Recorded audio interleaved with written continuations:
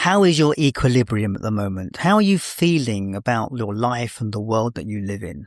If you were anxious, is there a number that you would put on that anxiety? Hello, my name is Paul Harvey and I am a midlife coach, and you are listening to a life, passion and business shortcast. Now, over the last few years, I have spoken to hundreds of people and I've discovered that our story is everything, because what we do, feel or experience is based on the stories that we tell ourselves. This shortcast is a bite-sized episode to explore the ingredients of a good life. We bring out the thoughts, tips and tools so you can try them on for size. So let's explore and see what is possible. We are truly living in historical times. The last 72 hours in my news feed has been like, I don't know what it's been like. It says, and every pundit that I've listened to has said it's unprecedented times.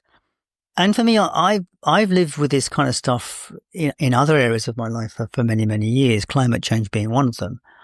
And now I'm in action to deal with some of the things that are going on in the world. So I came up with a number of solutions for me to look after my equilibrium, my sense of who I am or where I sit in the world. And part of this podcast is that journey. So I've been working with this for many, many years. I've had a lot of conversations this week with different people who are struggling with the onslaught that has been happening just in the start of this year. And they've all said to me, like, well, what do you do? How do you handle this? So I thought today we would touch back on this subject of anxiety, of equilibrium, of resilience, and how we foster those things in ourselves and how we maintain our own well-being in the face of everything around us. I think we all have an innate capacity to deal with anxiety. We all have a level by which we can work. And so that's why I said, is there an anxiety number? Do you have a sense of your anxiety levels? What makes you really anxious, or what makes you, what can you deal with? And now, we all have, where we've got learned behavior, we have resilience in some of those things. So an example might be, if you're cooking a meal and you have a disaster in the kitchen, if you have experience of that, you will have resilience in terms of how to handle it. Okay, I just burnt this thing. What am I going to do now? How am I going to feed the people waiting for dinner? What am I going to do about it?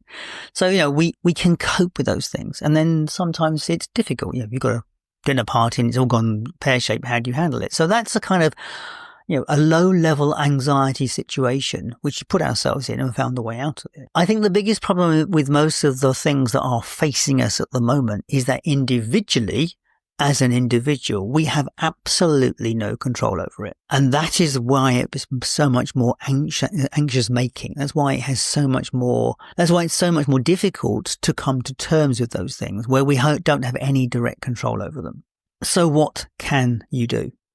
How do you hold this stuff?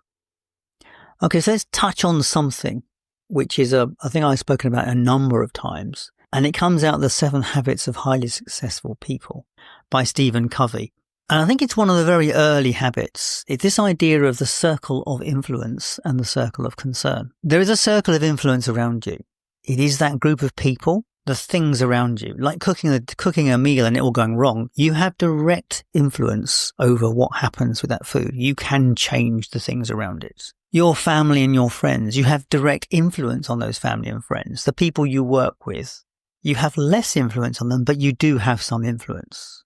The circle of concern is the things that matter to you, but they're outside of your direct level of influence. You have very little influence as an individual on what's going on in the media currently. So those are really important distinctions about what's happening in the world and how we allow them to affect us. If we focus more on what we can control, as in the things in the center of the circle that are around us, we get a sense of progress, a sense of moving forward. If we try to focus on the things outside of that circle, you really cannot change it. And the only thing that's going to happen is it will make us feel more out of control. So this is a really interesting distinction that's really key to how we can control our anxiety. If we stick to thinking about the things that we have direct influence over, then we feel as though we're in charge of our life. Then we feel as though we are in control of the bits that we can be. And that's for the things that we can't control. There are ways that we can leverage our influence to gain more control. And that's the point about the circle of influence. You can grow it. You can get involved in things that allow you to have more influence. So, for example, you can get involved in local politics. You can talk to your MP. You can get a group of you to involved in those bits and pieces to seek the bigger changes that you cannot do as an individual. Now, I agree. The current situation in the world is very difficult for individuals to do anything about. Although you can go to demonstrations, you can go and stand somewhere and make your presence felt along with hundreds of other people. And if we all do that sort of thing, that's when change has to happen. But let's talk directly with how you can handle things, how you personally can handle some of the tools you might use. And you can look this up. This stuff is all over online. You can look up these bits and pieces. But first of all is limit consumption. If you're finding the current news cycle is driving you a bit batty or a bit nuts, then limit your consumption of it. Stop doing the daily instant feed. Turn the notifications off on your phone. Only touch in with it on a day-by-day basis so that you only get a measured amount of that stuff. And that's a really, really powerful thing because it basically limits your exposure to the stuff that upsets you. Practice mindfulness and grounding techniques. Practice a system that you have that works for yourself. If you're feeling anxious about something, simply breathing into your body, doing a body scan, that sort of stuff. This is really bothering me. Sit down, put your hands on your laps. I'm banging my thighs at the moment. Bang your thighs. This is me. This is my body. I'm in control of this part of my life. This is me. The other thing to remember is that because of the nature of the news cycle, there is this desire to amplify, and the algorithms that work like that, they will amplify things that get more clicks. So the whole process, although it is horrendous on some level, it is self-feeding. It will continue to self-feed. And the more that we buy into it, the more it will feed. And you notice this. If you go and look at particular videos on YouTube, you will get served more videos on that subject. So that's how the algorithm works. So remember, if you are feeling overwhelmed by this stuff on some level, it's probably the algorithm feeding it to you. So go start looking at cat videos and see what happens, see what changes. Connect with other people is a very powerful thing to do. If you've got worries about this, talk amongst your friends. Talk amongst the people that you have influence with. Share your thoughts. Share your difficulties with this and have a group conversation around it. But, it's the things that we can control. This morning, I went to our local Teze service this morning. I sang with that this morning. And I sat down afterwards in the cafe with friends. And we only touched on this subject once. Everything else was a much more uplifting conversation. It was a much more expansive conversation. It was a joy to be with those people. And that takes me away from this madness that I'm seeing in other parts of the world. And this is back to this healthy routines, by the way. When we are healthily in our body, when we are exercising, our body is healthy, when we're eating well, when we're sleeping well, they are the founding principles to resilience in ourselves. And they work against this idea of being stressed out. When we feel good within ourselves, things that come to us, we have the strength, we have the capacity to deal with it.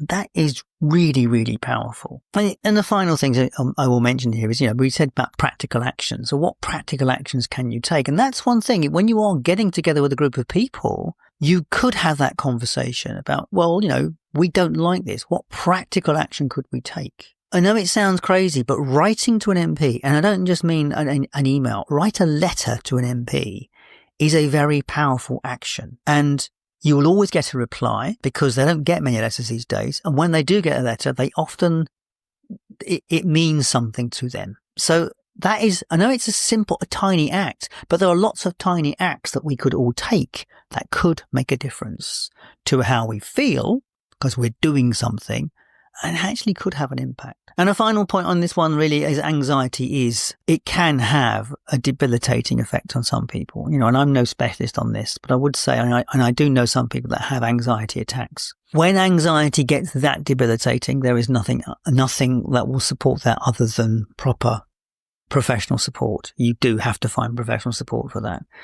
I think for the majority of people listening to this podcast, I know we have the capacity to be with this and to see the best outcome. There is one aspect about all that is going on, is it will lead to an outcome. Because when you have a disruptive change like this, something has to give. Something has to change.